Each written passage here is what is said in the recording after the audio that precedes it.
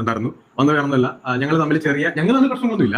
യൂട്യൂബിൽ വീടുമ്പോഴത്തേക്കും അങ്ങോട്ടും ഇങ്ങോട്ടും ചെറിയ കാര്യങ്ങളൊക്കെ അങ്ങോട്ടും ഇങ്ങോട്ടൊക്കെ സംസാരിക്കും. അപ്പോൾ കാണുന്ന ആളുകൾക്ക് അതൊരു ഞങ്ങൾ തമ്മിൽ എന്തായാലും ശത്രുതാണെന്ന് വിചാരിക്കും.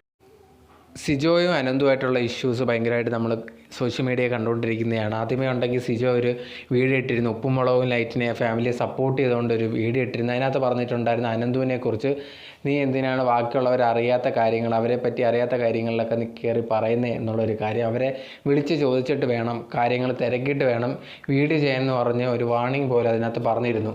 ഇത് കേട്ട അനന്തു ഉണ്ടെങ്കിൽ പുള്ളിക്കാരൻ്റെ പഴയ 2 വർഷം മുമ്പത്തുള്ള വീഡിയോയിൽ ആദ്യത്തെ ഈ ഉപ്പുമുളകും ലൈറ്റിലെ ആദ്യത്തെ മോൾ ഒളിച്ചോടിപ്പോയ സമയത്ത് വീഡിയോ ഈ പുള്ളിക്കാരനും ചെയ്തിരുന്നു സിജോ.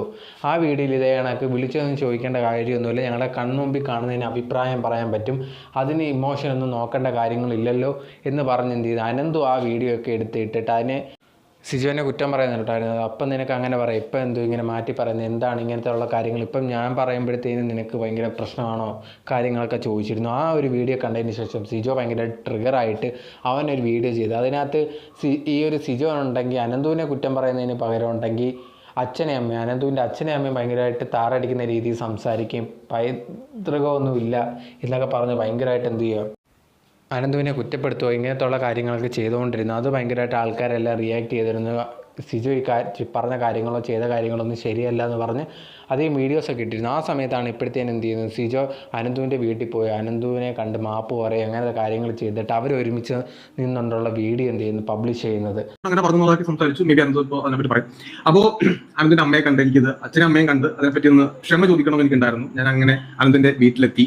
പ്രത്യേകിച്ച് എൻ്റെ അമ്മയും എൻ്റെ പെങ്ങളും എൻ്റെ ഭാര്യയ്ക്ക് എൻ്റെ അടുത്ത് പറഞ്ഞു ക്ഷമ ചോദിക്കാൻ വീട്ടിൽ കയറരുതെന്ന് പറഞ്ഞിട്ട് പേഴ്സണലി എനിക്കും തോന്നി അത് ശരി.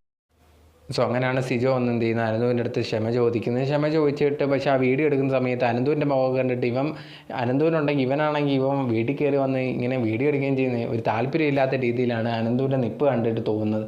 അനന്തുവിന് വലിയ താല്പര്യമൊന്നും ഉള്ളതായിട്ട് ആ വീഡിയോ കണ്ടിട്ടൊന്നും തോന്നുന്നില്ല. ബട്ട് സിജോ ആണെങ്കിൽ ഓക്കെ ക്ഷമിച്ച് കാണും, അല്ലെങ്കിൽ ക്ഷമ ചോദിച്ച് എന്ന് പറഞ്ഞൊരു രീതിയിൽ വീഡിയോ ഇട്ടിട്ടുണ്ട്. പക്ഷേ ഇതിനകത്ത് കാണുമ്പോൾ അനന്തുവിന് അതങ്ങോട്ട് ദഹിച്ചിട്ടില്ല എന്നുള്ള കാര്യം നമുക്ക് ആ വീഡിയോ കാണുമ്പോഴേ മനസ്സിലാവുന്നുണ്ട്. അങ്ങോട്ടും ഇങ്ങോട്ടൊക്കെ നോക്കി ഇവനിന്ന് വീട്ടിൽ വന്നല്ലോ എന്നുള്ള രീതിയിലാണ് എനിക്ക് തോന്നുന്നത് കണ്ടിട്ട്.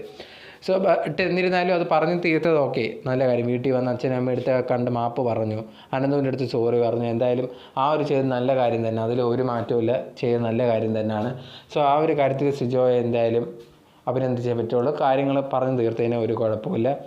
സോ ഇതേ കണക്ക് ഇനിയും എനിക്ക് തോന്നുന്നു ഭാവിയിൽ ഇനി എന്താ അടുത്ത വല്ല പ്രശ്നം വരുമ്പോഴത്തേനും ഇതേ കണക്ക് വന്ന് ചീത്ത വിളിക്കാതിരുന്നാൽ മതി. കാരണം ഒരു വ്യക്തിയെ ചീത്ത വിളിക്കുന്നതിന് കുഴപ്പമില്ല, ബട്ട് അവർ വീട്ടിൽ ഇരിക്കുന്ന അച്ഛനും അമ്മയും അവരെ കാര്യങ്ങളൊക്കെ പറഞ്ഞ് ചീത്ത വിളിക്കുന്നത്, അവരെ താഴ്ന്ന രീതിയിൽ സംസാരിക്കുന്നത് വളരെ മോശമായിട്ടുള്ള കാര്യമാണ്. അതാരും ചെയ്യാൻ പാടില്ലാത്തതാണ്.